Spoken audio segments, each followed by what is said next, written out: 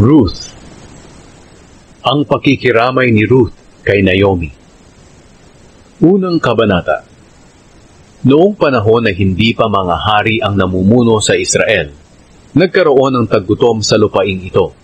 Kaya si Elimelech na taga Bethlehem na sakop ng Huda ay pumunta sa Moab kasama ang asawa at 2 anak niyang lalaki, para roon muna manirahan. Ang pangalan ng asawa niya ay Naomi, at ang 2 anak nila ay sina Malon at Kilion. Mga angkan sila ni Ephrata na taga Bethlehem. Habang naroon sila sa Moab, namatay si Elimelech. Kaya si Naomi at ang 2 niyang anak na lalaki ang naiwan. Nag-asawa ang mga anak niya ng mga Moabita. Ang pangalan ng isa ay Orpa, at Ruth naman ang isa. Pagkalipas ng mga 10 taon, namatay sina Malon at Kilion, kaya si Naomi na lang ang naiwan.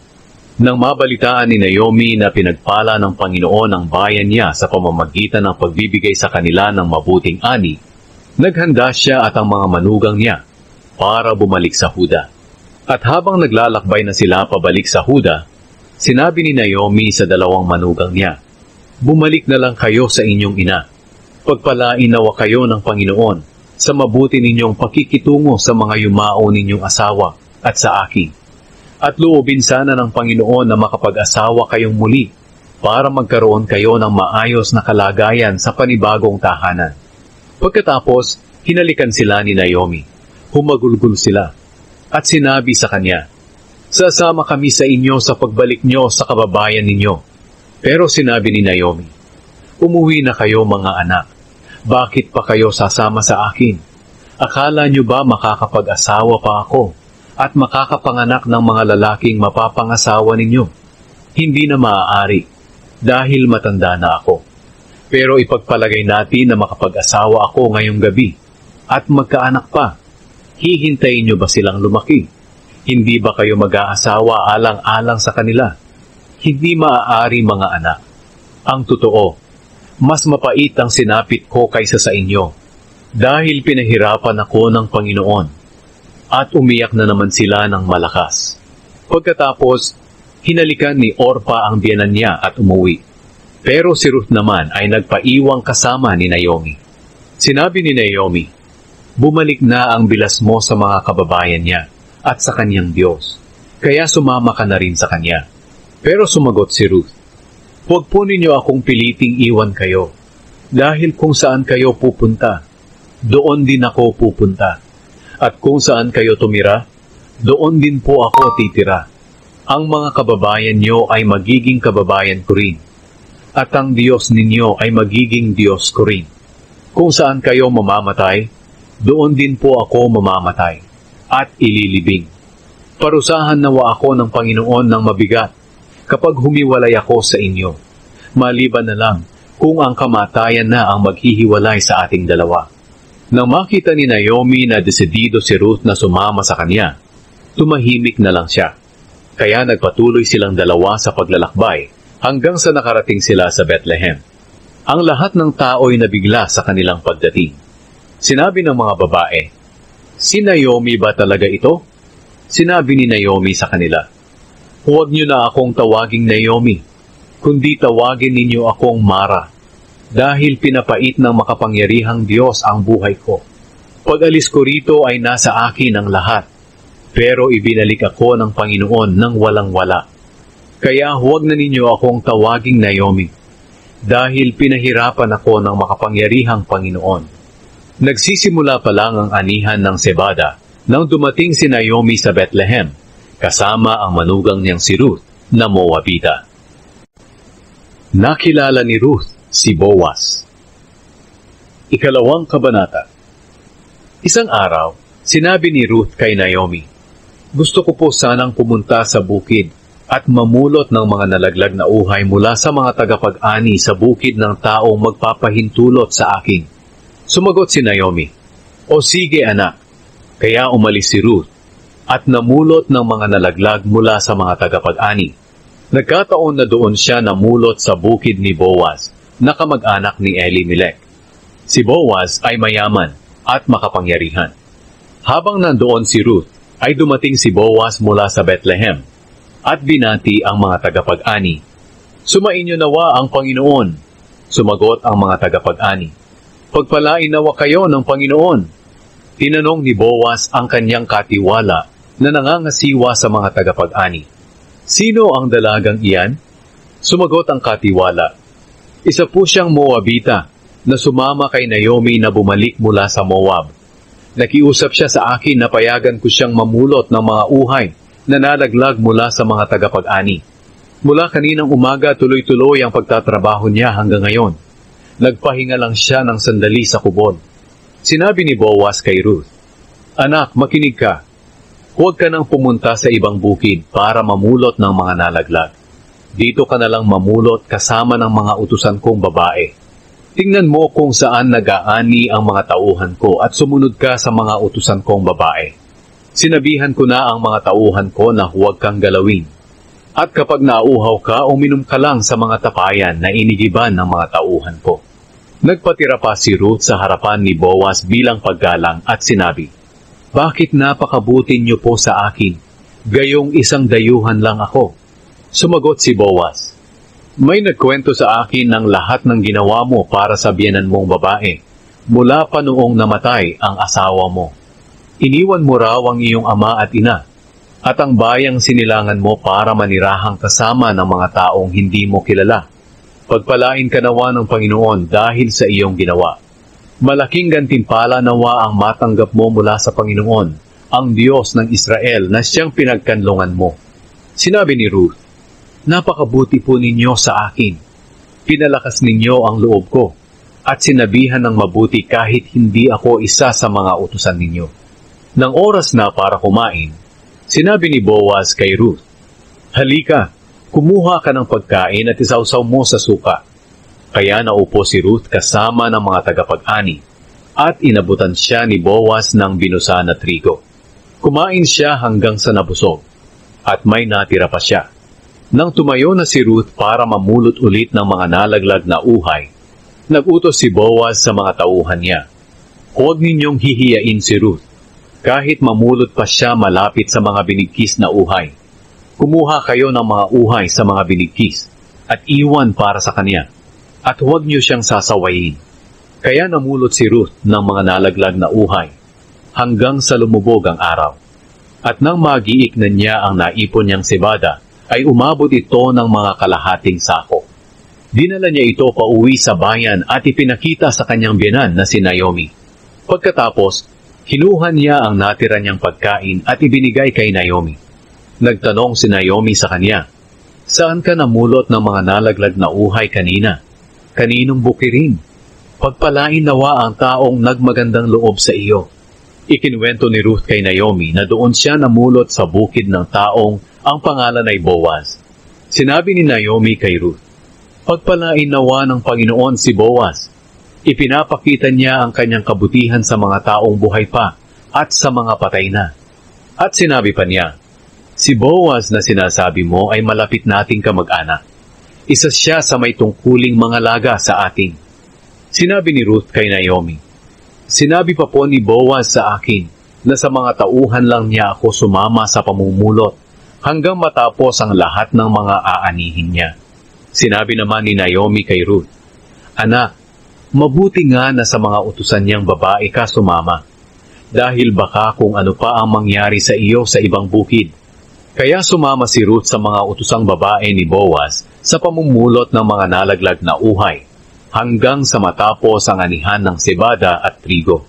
At patuloy siyang nanirahan kasama ng biyenan niya. Ang kahilingan ni Ruth kay Boaz. Ikatlong kabanata. Isang araw, sinabi ni Naomi kay Ruth, Anak, gusto kong makapag-asawa ka na para sa ikabubuti mo. Natatandaan mo ba si Boaz na kamag-anak natin, na ang kanyang mga utusang babae ay nakasama mo sa pagtatrabaho? Alam mo, maggigiik siya ng sibada mamayang gabi. Kaya maligo ka, magpabango, at isuot ang pinakamaganda mong damit. Pumunta ka sa giikan, pero huwag kang magpakita sa kanya hanggang sa makakain at makainom siya. Kapag matutulog na siya, tingnan mo kung saan siya hihiga. At kapag tulog na siya, puntahan mo at iangat ang kumot sa paanan niya. At doon ka mahiga. At sasabihin niya sa iyo kung ano ang gagawin mo. Sumagot si Ruth, "Gagawin ko po ang lahat ng sinabi ninyo." Kaya pumunta siya sa giikan para gawin ang lahat ng sinabi sa kanya ng biyenan niya. Nang matapos kumain at uminom si Boaz, gumanda ang pakiramdam niya. Nahiga siya sa tabi ng bunton ng sebada para matulog. Dahan-dahang lumapit si Ruth at iniangat ang kumot sa paanan niya at nahiga roon. At nang magkahating gabi na ay nagising si Boaz. At nang nag-inat siya, nagulat siya na may babaeng nakahiga sa paanan niya. Nagtanong si Boaz, "Sino ka?" Sumagot siya, "Ako po si Ruth. Isa po ako sa malapit niyong kamag-anak na dapat niyong pangalagaan. Takpan niyo po ako ng damit ninyo para ipakita na pakakasalan at pangangalagaan niyo ako." Sinabi ni Boaz, "Anak, pagpalain ka nawa ng Panginoon. Ang katapatan na ipinakita mo ngayon sa pamilya mo ay mas higit pa sa ipinakita mo noon, sapagkat hindi ka humabol sa mga binata, mayaman man o mahirap. Kaya huwag kang mag-alala, anak. Gagawin ko ang lahat ng hinihiling mo, dahil alam ng lahat ng kababayan ko na mabuti kang babae. Totoong malapit mo akong kamag-anak, na may tungkuling pangalagaan ka. Pero mayroon ka pang mas malapit na kamag-anak kaysa sa akin. Manatili ka rito ng magdamag, at bukas ng umaga ay malalaman natin kung gagampanan niya ang tungkulin niya sa iyo. Kung papayag siya, mabuti.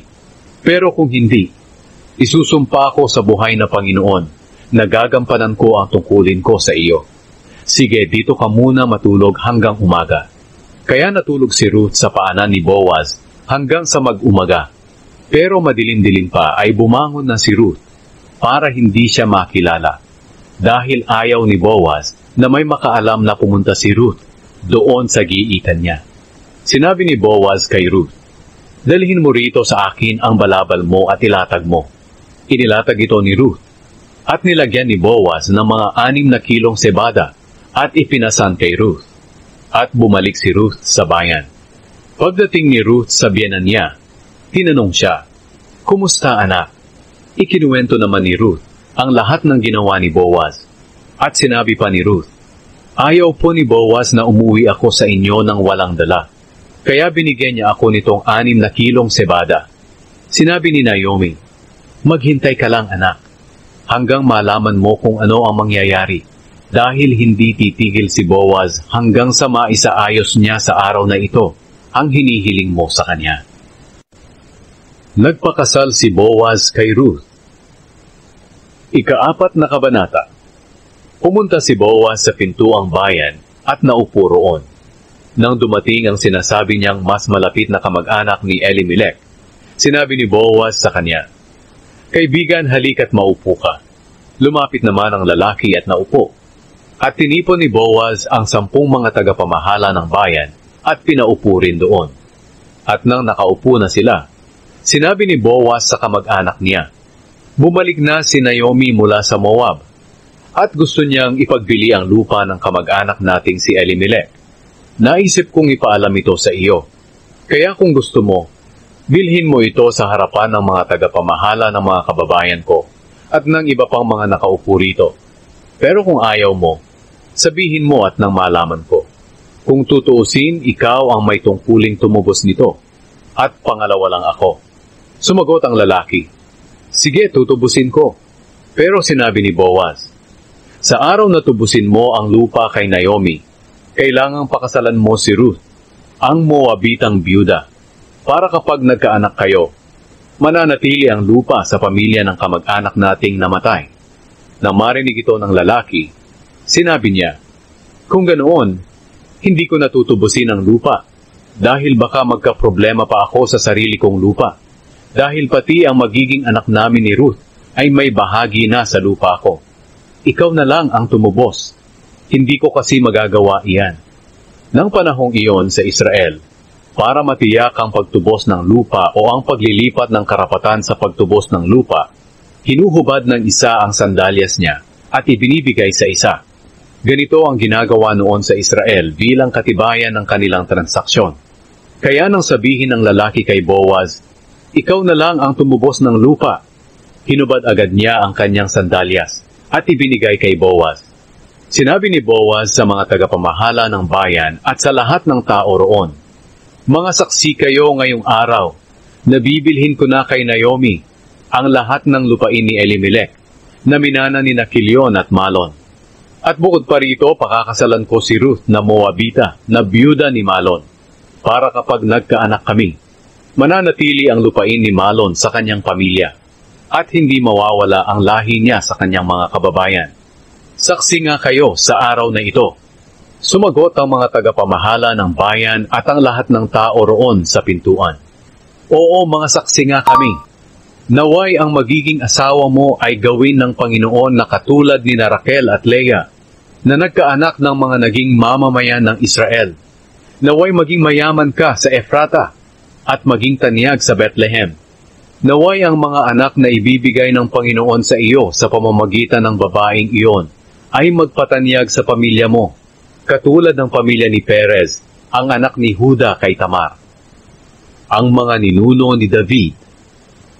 Kaya nagpakasal si Boaz kay Ruth, at niloob ng Panginoon na magdalang tao si Ruth, at manganak ng isang lalaki. Sinabi ng mga kababaihan kay Naomi, purihin ng Panginoon. Binigyan kanya ngayon ng apo na mag-aaruga sa iyo. Naway maging tanyag siya sa Israel. Palalakasin at aalagaan kanya kapag matanda ka na, dahil anak siya ng manugang mo na nagmamahal sa iyo ng higit pa sa pagmamahal ng 7 anak na lalaki. Palaging kinukuha ni Naomi ang bata at kinakalong, at siya ang nagbabantay nito. Sinabi ng mga babaeng kapitbahay ni Naomi, may apong lalaki na si Naomi. Pinangalanan nila ang bata na Obed. At nang malaki na si Obed, nagkaanak siya na Jesse ang pangalan. At si Jesse ang naging ama ni David. Ito ang mga angkan ni Perez hanggang kay David. Si Perez ang ama ni Hezron. Si Hezron ang ama ni Ram. Si Ram ang ama ni Aminadab. Si Aminadab ang ama ni Nashon. Si Nashon ang ama ni Salmon. Si Salmon ang ama ni Boaz. Si Boaz ang ama ni Obed. Si Obed ang ama ni Jesse. At si Jesse ang ama ni David.